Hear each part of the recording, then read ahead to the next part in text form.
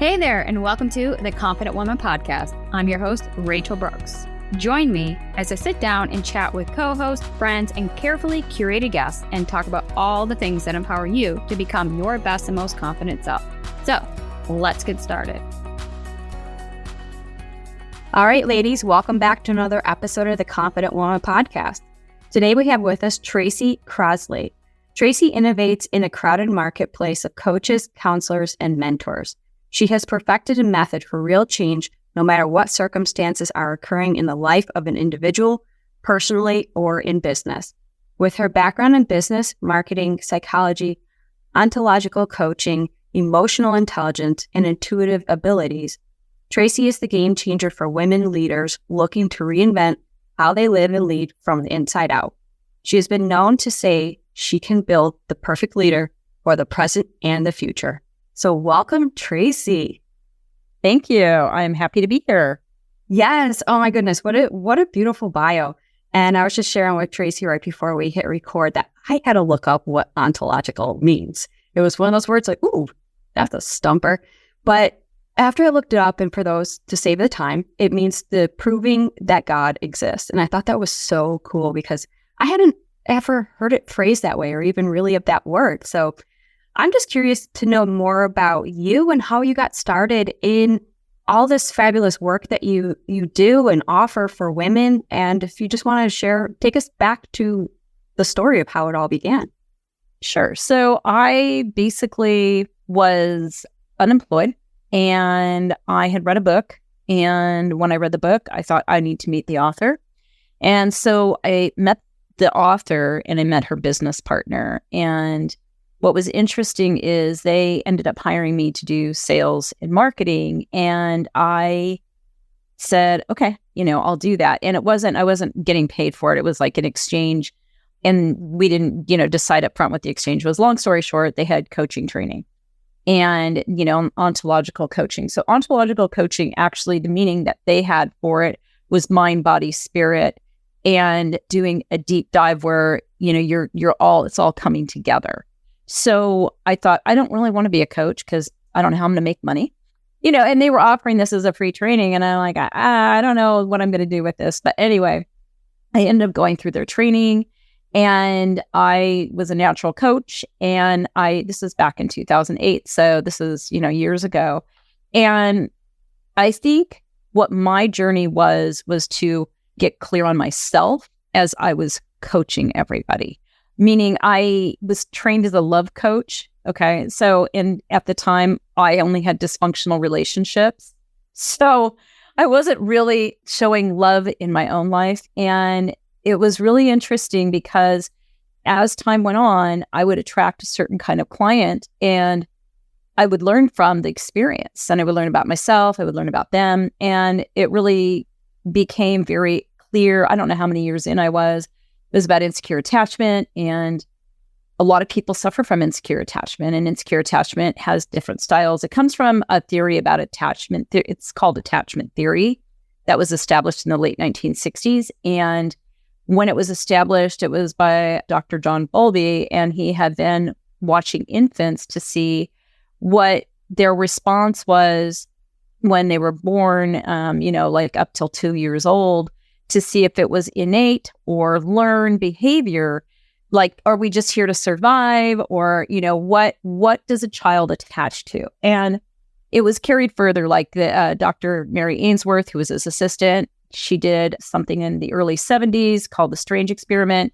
So, and since her, there have been so many other people who have done studies, and there's all sorts of things out there on attachment theory. But basically, if you had any kind of inconsistency, or you were given mixed messages as a kid, or you were abused, or you were ignored, or, anything that wasn't having emotionally available parents, you probably have some form of insecure attachment. And it extends to all parts of your life. It isn't just personal. It's also affects you in business. It affects how you see things, how you perceive yourself. And, and so I've been working with people ever since. I work with people in their personal lives and in their professional lives too. Wow. I'm just over here like, wow. Right? Because sometimes you don't even know where it all begins. And when you unravel the story, I love how you entwined your personal experience with those that have really helped inspire or even become like mentors, coaches, and leaders in your own life. And it all started because you picked up a copy of a book, which I'm curious, what is that book? I want to know, like change, right? I know. Well, it was okay. So I picked up a book. It was actually called The Wishing Year, and it was written by a professor at a college up in Northern California. And she has, her roots were in, I think, Jewish and Catholic religions. Like one parent was one and one was the other. And so she's like, I carry guilt really well. But anyways, she lived in this area where people were all about the law of attraction, and she was not about the law of attraction. So, because she thought there's just no way, like, you don't wish for a pair of shoes and they show up. So anyway, but her book mentioned a lot of other books. And I'm one of those people, when I read a book, I'm always like, oh, let me look at these other things that are mentioned, right? So she mentioned a book. She mentioned the course. It was called Calling in the One. And I was, at that time, had been going through the ending of one dysfunctional relationship. Little did I know I'd exchange it for another dysfunctional relationship. But isn't that dysfunction itself? It really is. So, here I was doing that again. But anyways, so the book was called Calling in the One. And I went and I was, again, getting into another relationship. I called in somebody else where it was a mess. And I thought, oh my gosh, I wonder if the author could help me, because she lived in LA too, and I was in LA. So, and her name was Catherine Woodward Thomas, but I think she's just Catherine Woodward now. And so I met with her, and she told me really there was nothing that I could do. And I met her business partner, and that was how I ended up working with them and how I ended up in their training. But yeah, Calling in the One, it's a great book. You will call in something, but it's really the basis of the book is calling in yourself. It's really about the self-love and the things that you're actually doing to nurture yourself. But most people think it's about calling in a person, which you do. So yeah. Essentially it's you who becomes the one that attracts for the others, because you become that person. Yeah. Yeah. Oh my gosh. I love this. I mean, this stuff always fascinates me, because not only just from like, I'm a person who sees like patterns and connections and things, how they all like, I don't know, it's crazy, it's weird, like this is what scatters in my brain. It takes up like 90% of my capacity, but it's always fascinating when you can look back on life and pull through the lens of your experiences. And then when you trace those breadcrumbs back, you see now what essentially are the patterns that are dictating your future. And so I love that you shared all that, because how everything was interconnected, and there really does come down to itself, right? It's this mind, body, and soul experience that we're living here on this earth. And it's not about the external things. Everything we need and want and desire is all found within, but it's that attraction in a sense that brings it to us. So I know you mentioned about like the law of attraction. And so sometimes like that's a little, it can feel a little woo, because it's like, oh, like you said, think of a pair of shoes and they're supposed to be there, but it's not. And that's not how it works. Can you shed some light onto that, possibly, as to those listening possibly understanding it a little bit more in context? Sure. So, the law of attraction, I don't know, people say it's a universal law, but who knows, really? It's not the universe came down and said, hey, guess what? This is my universal law. Right. So I see it as this. We're always attracting things to us. And a lot of times, and this is how I've gotten actually very clear, especially lately, it's that we have a picture of our lives, okay? And we don't see how we operate inside that picture all the time. A lot of times there's a lot of limitation. A lot of us were not brought up by parents who were like, okay, everything is unlimited. You can do anything you want, and they practiced it themselves, right? Most of us, even if our parents said that, parent probably was not doing that. And so we don't see how we've created a plan for our lives. Like, we've made a box and we're saying these things can go in this box. Anything outside of the box, I can't see. The reason is because your brain can only take in so much stimuli. And so that's why you can, as an example, line up 10 people in a room who can watch an event happen, and each one sees it differently. because each of us has a different idea, a plan, our little box. And then that event has to fit into our box.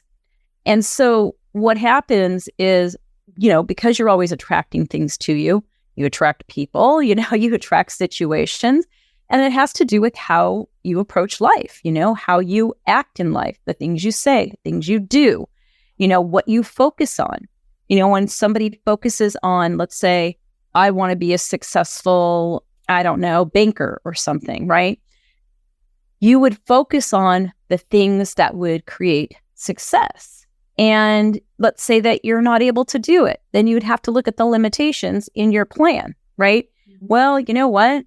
I'm really only going to hit this kind of success, or I'm going to have obstacles. I'm going to have struggle. A lot of us have struggle in our plans.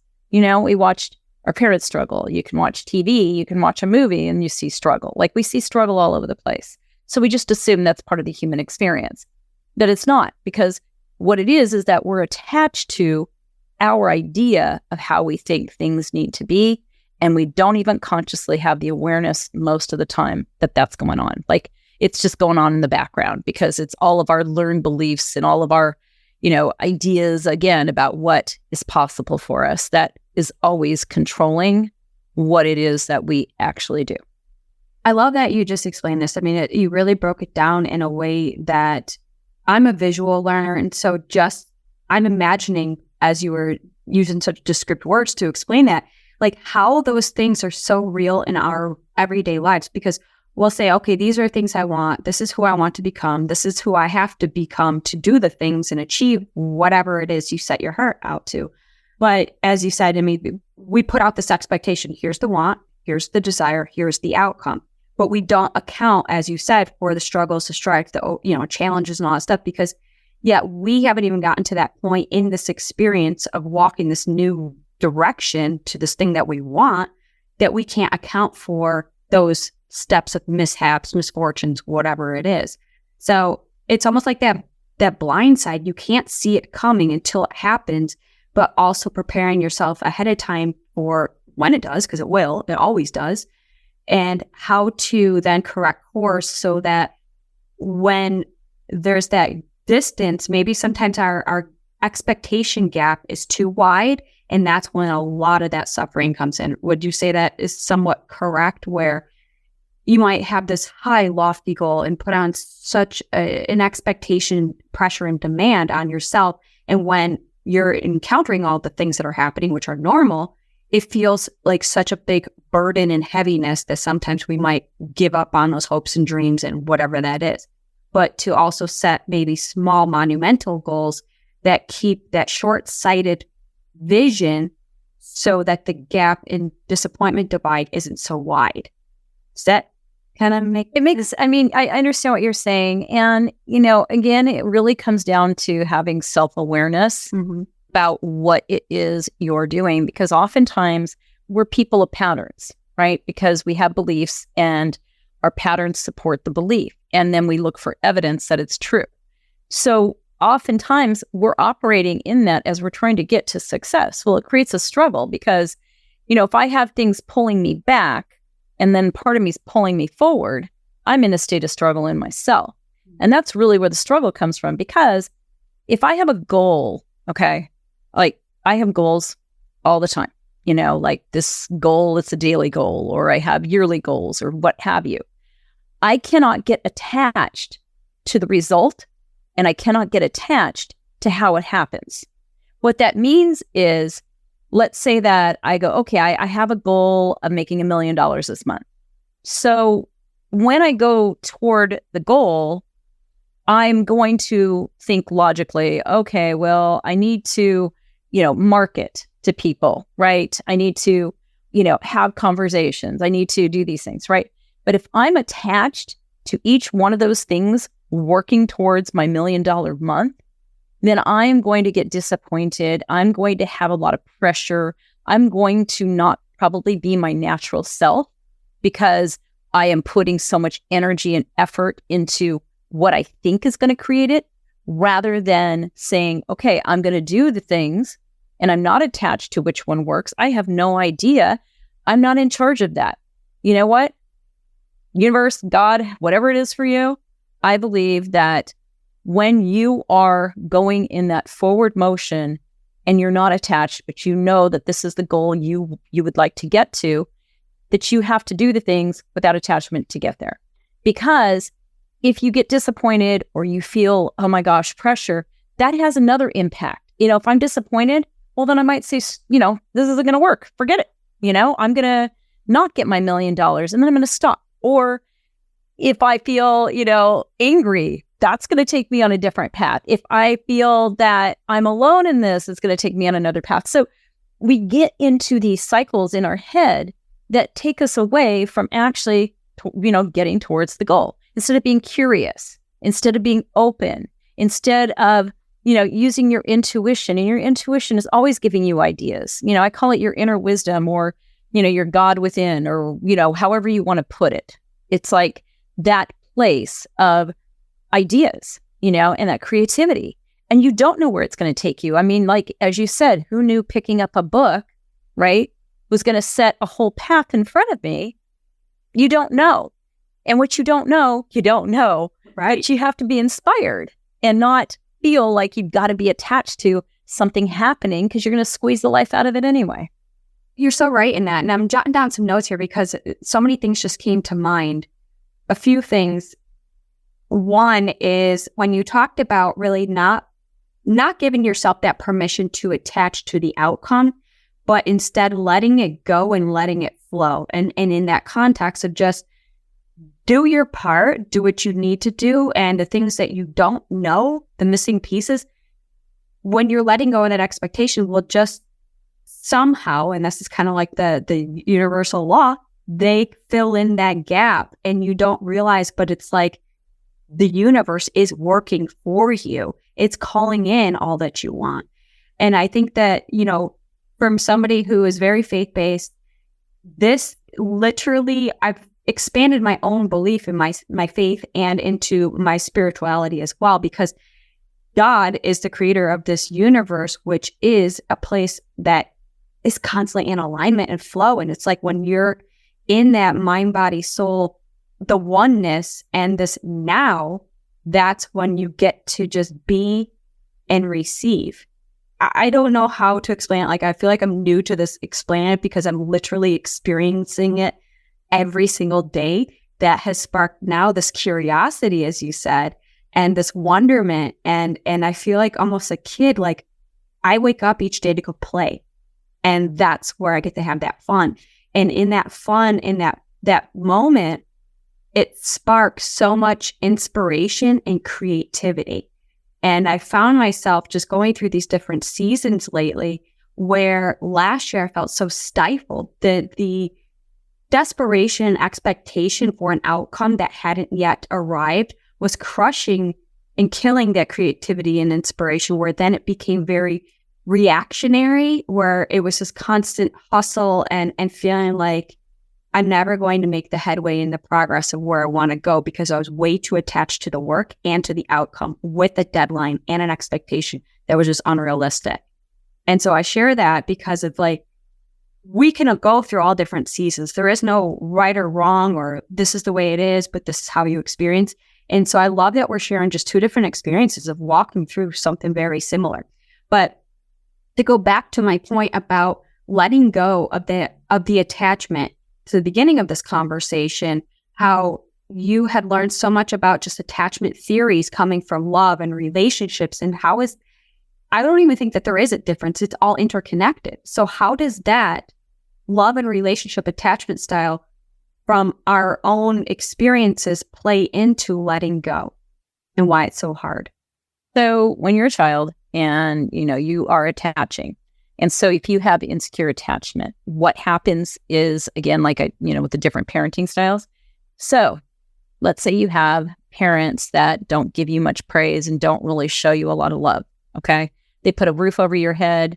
They expect you to listen to them. And, it's pretty much, there's no like physical hugging or anything, right? So you go to school, get straight A's, and all of a sudden, mom or dad is paying attention to you. You're celebrated. You're like, oh, when I perform, I get attention, right? So we associate that with love. And so maybe you become an athlete, maybe you clean the house, maybe you take care of your siblings, like we come up with all of these ways to perform that say, oh, I'm getting something good in return, right? And so as an adult, you go to work, hey, I get a paycheck, right? I get a bonus. I get a pat on the back. It's the same thing. It's that attention, because most people don't feel like they can validate themselves. And you can, but we're not taught that as children. We are looking in our environment, you go to school or at home or babysitter or, friends, anybody, anything, anywhere. We're looking for validation that we're okay, that we're doing it right, that we're successful, even if it's just waking up in the morning and, showing up.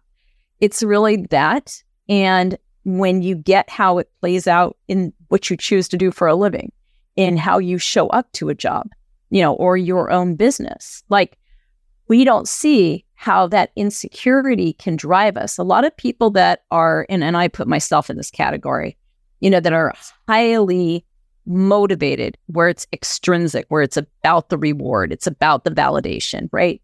These high achieving people are driven usually by their insecurities.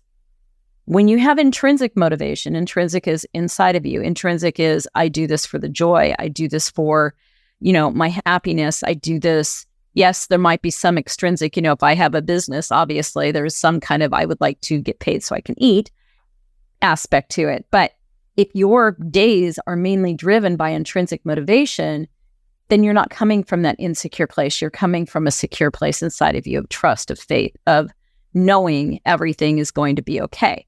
But a lot of us who had these beginnings, we don't necessarily feel that there is safety. We don't feel safe. We feel, again, insecure about something. So, it's so applicable really to any relationship or to anything you're doing, because it's what is driving you to do what you do. Mm.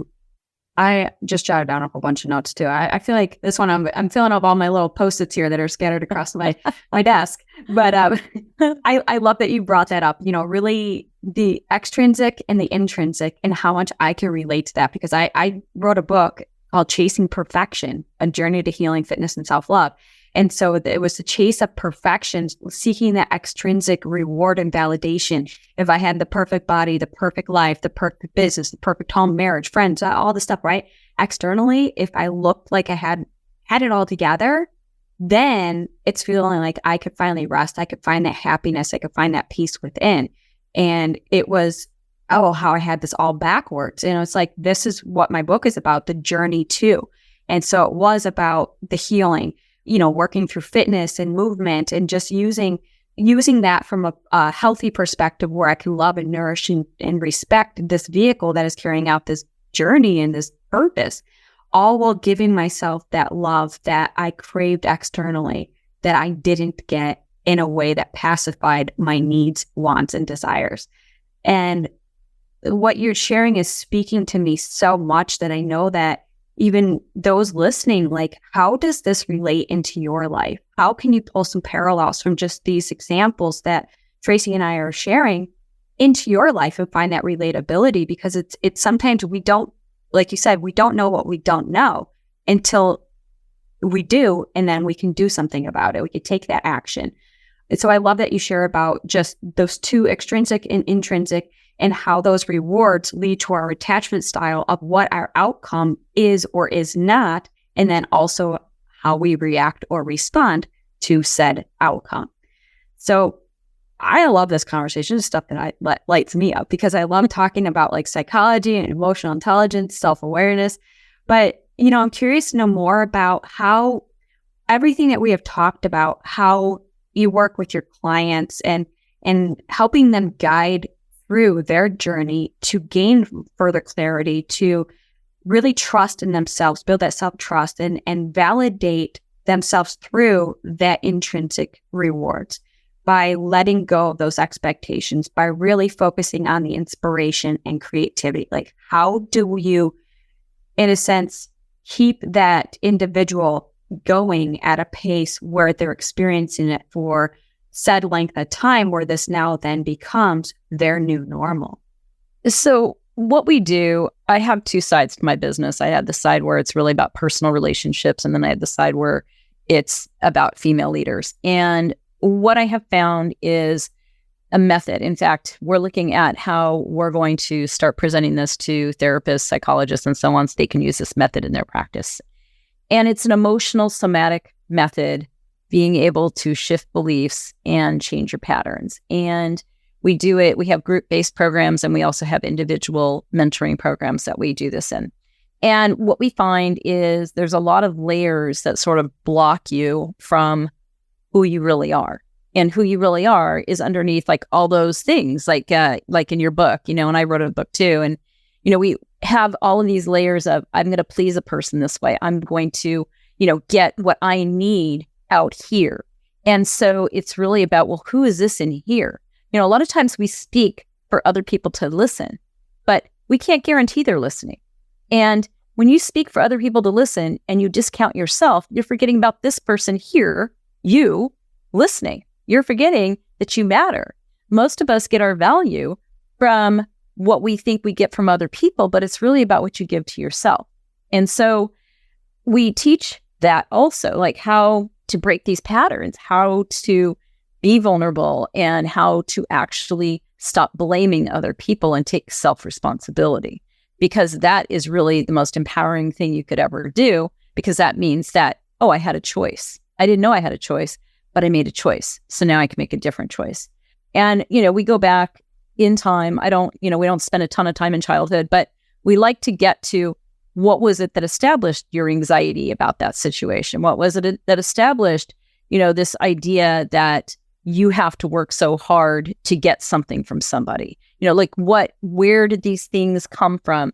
And then we do a little bit of work in the past, but we always bring it forward, because it's really about changing that dynamic and being a whole person rather than just a talking head, which is what a lot of us do. We just stay up in our head. It's safe up here. We learn to as children, because children don't like to feel pain. And if you're in your body, if you're in your whole self, you're feeling pain as a kid, you don't have really anything to tell you, oh, hey, guess what? You know what?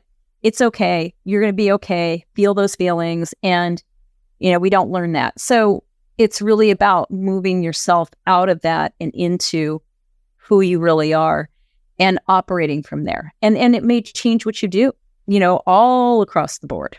Oh, wow. Yeah. I love that. I feel like you broke it down for those who are just listening and trying to figure out, like, I'm not really sure, but I felt the way you explained it was very concise, like everything, it just really made sense.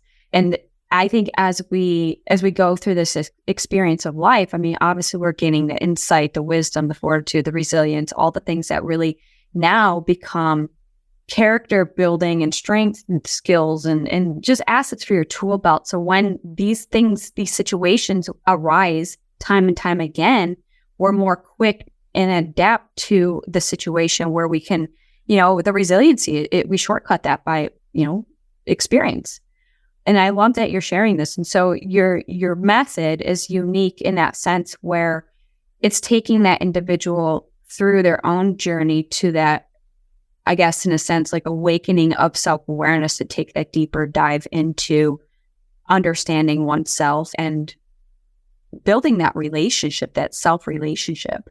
Absolutely. Because again, when you're a child, nobody's teaching you to build a relationship with yourself. Nobody's teaching you that you matter just because you breathe. We're told we matter if we perform, if we act, for good little girls and all of that. And that really never, ever makes you feel whole. It can make you feel anxious. It can make you feel, very insecure. And it can have you be, it shows up in relationships like as jealousy or, wanting to control the partner. It can show up in business as wanting to control everybody. It can also show up as you can't be empathetic to other people. You might be able to be sympathetic to people who aren't at your level, but you can't be empathetic because you feel like they may come along and take what you have. And, that's that whole scarcity that comes in. That's a part of it. Because if there's a scarcity of attention given to you, of love given to you, of, accolades given to you as a kid, then you're always grabbing at them. You're always wanting them. And then yet, because we don't love ourselves usually, we also reject it at the same time.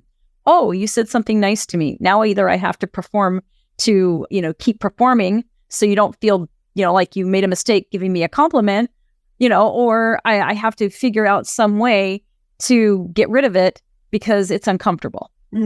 Yeah, I could totally relate to that. In fact, I shared a story in my book about that, where I received a compliment that really just took me back. Like I didn't even know how to respond. I just sat there almost like dumbfounded, jaw dropped. And I was like, what? And so I took that compliment home with me, and I, mulled it over, and I was like, why? Why was this so hard for me to receive this? And what was I supposed to say or do? And I remember going back to the individual the next day and just saying, hey, listen, what you said was just so, it took me by surprise that I had to take the time to process and truly know the genuine intent behind it, because I didn't see the value in myself or see myself through that perspective.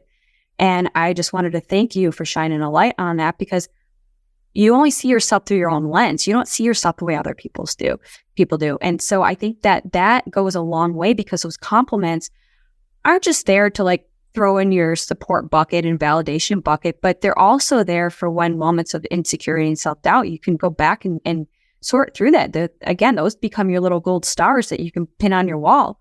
But I remember just telling him like how it just humbled me. Like, wow, how could somebody see me in such a way that I couldn't see myself?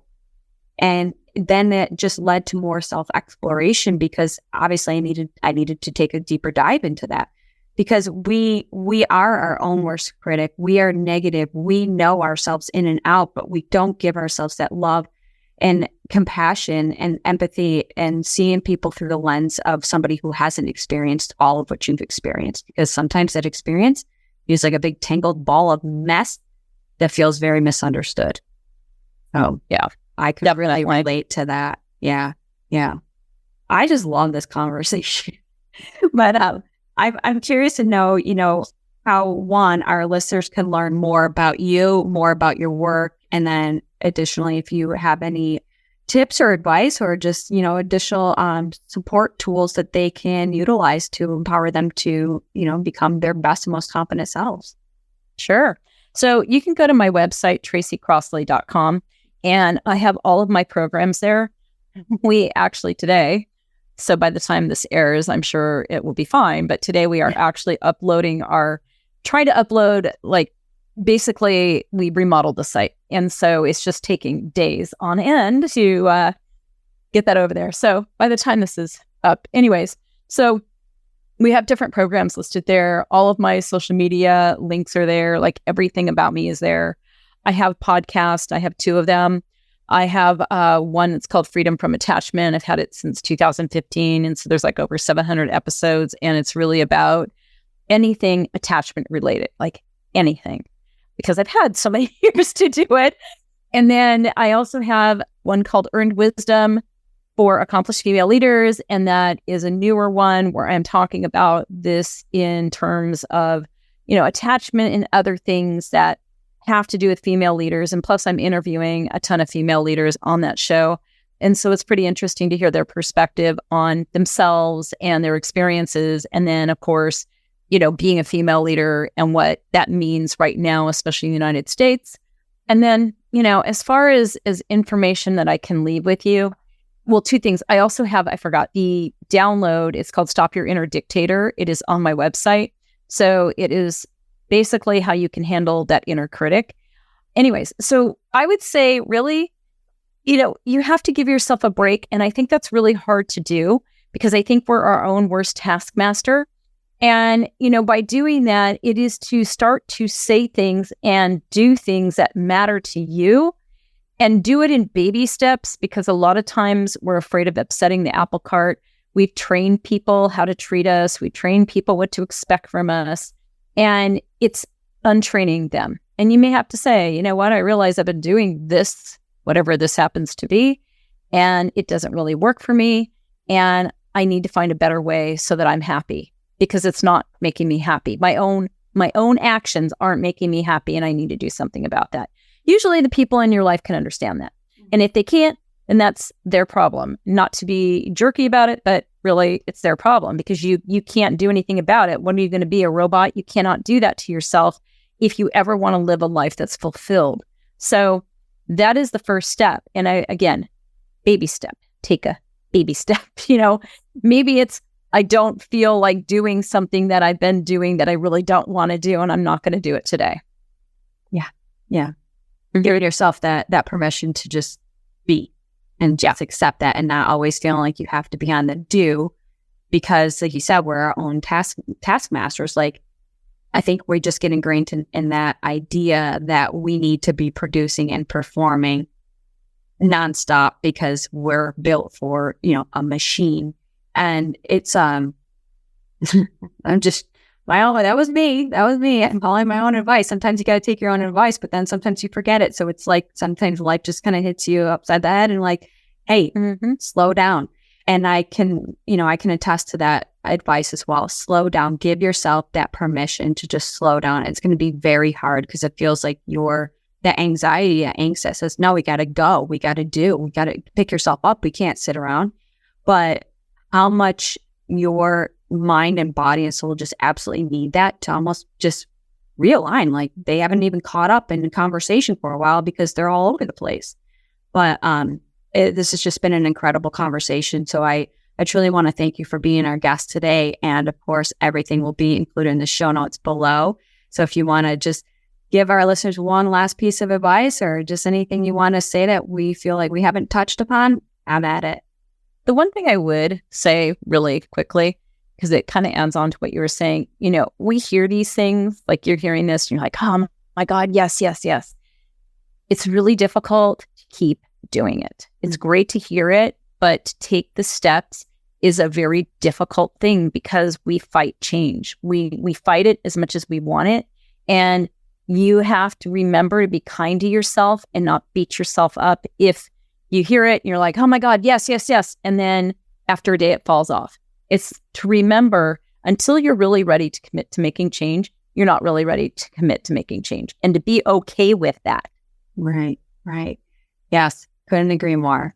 Well, so thank you so much, Tracy. This has been an incredible conversation. So thank you again. Thank you. Hey there. Thank you so much for joining me on today's episode of the Confident Woman Podcast. If you enjoyed today's episode as much as I did, please be sure to like, subscribe, and leave us a review. Thanks again for listening.